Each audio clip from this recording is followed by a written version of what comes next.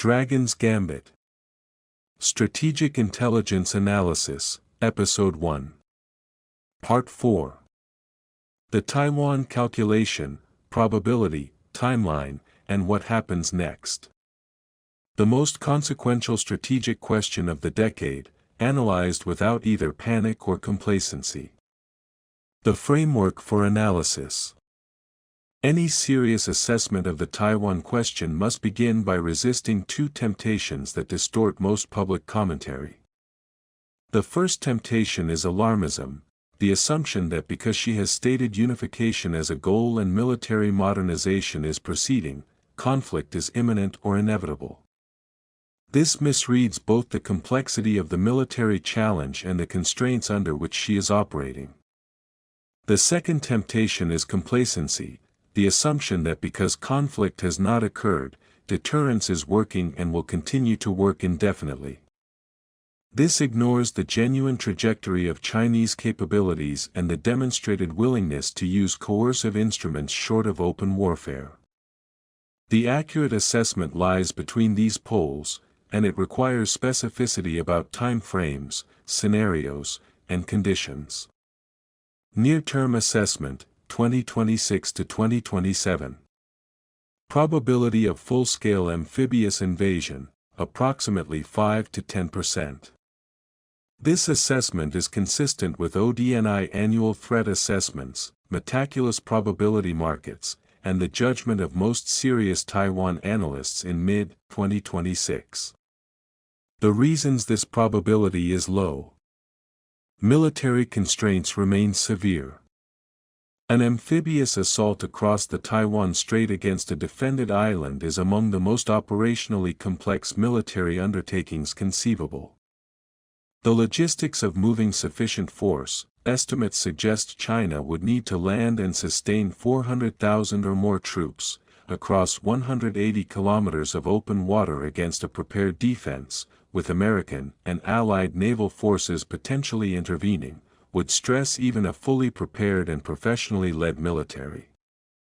A military that has just lost its two most senior operational commanders to investigation is not that military. Economic timing is poor. Xi Jinping is managing a domestic economy with structural debt problems, elevated youth unemployment, a collapsed property sector, reduced foreign investment, and persistent deflation. The economic disruption of a Taiwan conflict, even a successful one, would be measured in trillions of dollars and could trigger the kind of financial crisis that threatens the social contract on which the party's legitimacy rests. Gray zone probability is higher. The more likely near-term scenario is continued escalation in what military planners call gray zone activities, air incursions into Taiwan's air defense identification zone, already occurring daily, naval exercises that simulate blockade, cyber operations, information warfare, economic pressure on Taiwan's trading partners. These tools impose costs without triggering the direct military response that full invasion would. Medium-term assessment, 2028 to 2035. This is where the picture becomes more concerning, and where complacency becomes genuinely dangerous. Three conditions, if met simultaneously, would materially increase invasion probability. Condition 1, PLA readiness recovery. If China resolves the institutional damage from the purges, installs new leadership that has had time to develop operational competence, and completes the modernization programs currently underway, particularly in logistics, amphibious capability, and joint operations, the military constraint reduces. Condition 2, Taiwan political signal. She has consistently framed unification as non-negotiable but has not committed to a specific timeline. A formal Taiwanese declaration of independence, a significant change in the cross-strait status quo, or a perceived window of American strategic distraction could be the trigger that converts the abstract goal into an operational decision. Condition 3, American deterrence credibility decline. If American domestic politics, fiscal pressures, or strategic overextension in other theaters creates genuine doubt about the reliability of American military commitment to Taiwan's defense, the deterrence calculation changes. Historically, most conflicts involving a defending power begin when the aggressor misassesses the likelihood of external intervention. None of these conditions is currently met. All three are possible within a 10-year horizon. Regional responses, what intelligence assessment suggests. Japan, the most consequential variable. Japan's response to a Taiwan crisis would be decisive, and Japan's current government has been unusually explicit about its assessment. Prime Minister Sanai Takaichi stated in November 2025 that a Chinese military attack or blockade of Taiwan could constitute a survival-threatening situation for Japan, the legal threshold under Japan's 2015 collective self-defense legislation that would permit the JSDF to participate in military operations alongside the United States. This statement was deliberate, public, and not walked back under Chinese diplomatic pressure that included export restrictions on rare earths and other economic retaliation. Japan's geographic position makes this credibility essential. Yonaguni Island, Japan's westernmost territory, is approximately 110 kilometers from Taiwan. Any Chinese military operation that controlled Taiwan's airspace and surrounding waters would place Japanese territory in Japan's critical sea lanes under Chinese strategic shadow.